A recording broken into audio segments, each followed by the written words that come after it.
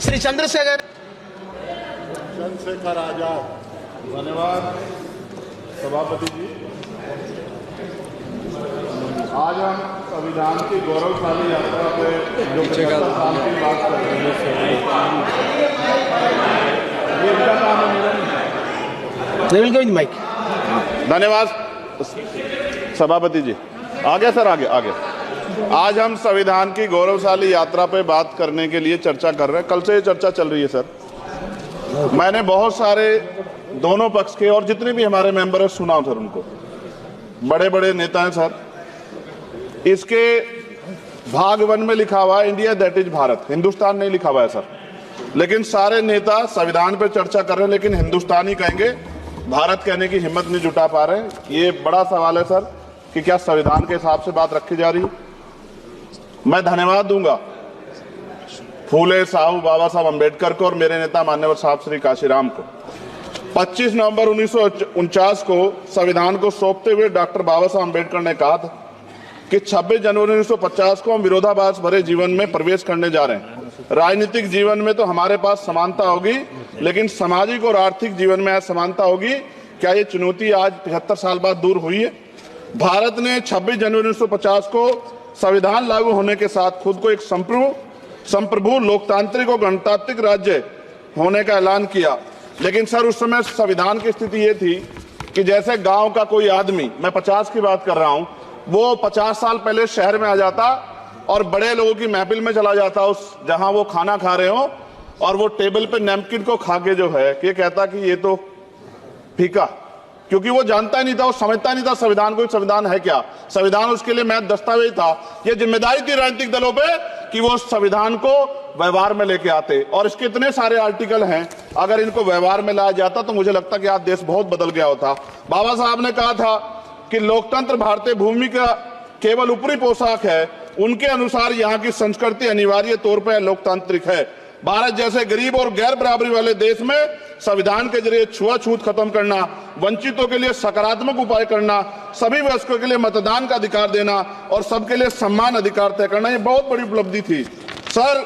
ये संविधान है कि आप वहां बैठे हैं और मैं यहाँ खड़ा होकर अपनी बात रख रहा हूं, और इस देश में आदिवासी महिला के तौर पे जो है राष्ट्रपति बनी है, और प्राइम मिनिस्टर तो नहीं बना, लेकिन शेड्यूल कास्ट के बड़े नेताओं को भी जो है राष्ट्रपति बनने का मौका मिला। इस संविधान की देन, अगर वोट हम पे नहीं होता तो शायद अमीर और जो राजा महाराजा खुद को मानते हैं हमारी गलियों तक नहीं आ पाते, हमारे हाल नहीं जान पाते। आजादी का मतलब सर सिर्फ अधिकार पाना बढ़ नहीं है, इसके लिए हमारे संविधान में सरकार और नागरिकों के अधिकारों के शासन के कर्तव्यों का विस्तार से उल्लेख किया गया है। बाबा साहब ने संविधान सभा में दिए गए भाषण में कहा था कि स्वतंत्रता आनंद का विषय है, पर अब हमें अपनी जिम्मेदारियों पर भी ध्यान देना होगा। संविधान ने सुनिश्चित किया कि रानी के पेट से राजा जन्म नहीं लेगा, वोट से नेता तैयार होगा। आर्थिक बराबरी के लिए सरकार क्या कर रही है? गरीब और गरीब हो रहा है और अमीर और अमीर हो रहा है। सुबह उठते कहीं बम की धमकी मिलती, कहीं दंगे की। ये अमृत काल है सर या धमकी काल है? कितना बढ़ रहा है आर्टिकल 15 सर। भारत में आज भी घोड़ी चढ़ने बैठते होती है प्लीज सर। क्या दलितों को यहाँ भी बोलने सर, अगर सबको 4 मिनट दे दो, मुझे दे दो। ये भेदभाव नहीं चलेगा दलितों के साथ। Time is 4 minute. Don't waste. भाई सर आप चेक करो, अगर सबको 4 मिनट दिए तो आप मना करो, मैं बंद कर देता हूँ इसको। क्या दलितों सबसे आखिरी में नंबर मिलेगा और बोलने का मौका मिलेगा? क्या मजाक कर रहे हैं सर आप? नो, ये all independent people are having only 4 minutes. You take sir. Independent में अपनी पार्टी का मेंबर हूँ सर, और जीत के आया हूँ सर, किसी की दया में नहीं आया। Take 1 minute and finish sir. कल भी बोले तो एक दलीय पार्टी के लोग, आप मौका दो सर। मूछे रखने पर हत्या होती है, महिलाओं पे, छोटे मासूम बच्चों पर रेप हिंसा होती है। एनसीआरबी का डाटा देकर डर लगेगा। यही 1 किलोमीटर में संविधान को जला गया, और महाराष्ट्र के परभनी में अभी भी संविधान को नष्ट किया गया, उसकी कॉपी को। आर्टिकल 25-26 में संविधान में सभी को धार्मिक आजादी। कहाँ है दलितों की, मुसलमानों की, जैनों की, बौद्धों की, ईसाइयों की? छत्तीसगढ़ में सतनामी समाज को संविधान की अपनी धार्मिक आजादी के आधार पर जो है उनको अपमानित करके जेल में बंद कर दिया। संभल, अजमेर, अयोध्या सब इसका उदाहरण है।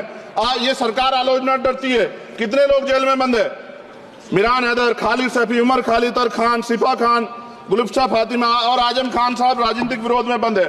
सरकार यहाँ बैठी है, सरकार सामाजिक न्याय की बात करती है। बताए कितने दलित मुख्यमंत्री बना रखे आपने? 13 ज्यादा सरकार स्टेट में सरकार है। कितनी महिला मुख्यमंत्री है? आपकी सरकार ने सुप्रीम कोर्ट के आदेश के बाद रिजर्वेशन प्रमोशन में जारी नहीं किया, और ओबीसी को पॉलिटिकल रिजर्वेशन आप देंगे नहीं देंगे, आप बताने का काम करें। मैं 75 साल की गौरव यात्रा में हम एक सभ्य समाज नहीं बना पाए, इसलिए जाति आधार पर SC ST OBC के बच्चों को प्राइमरी स्कूल से लेकर उच्च संस्थानों में भेदभाव किया जाता है।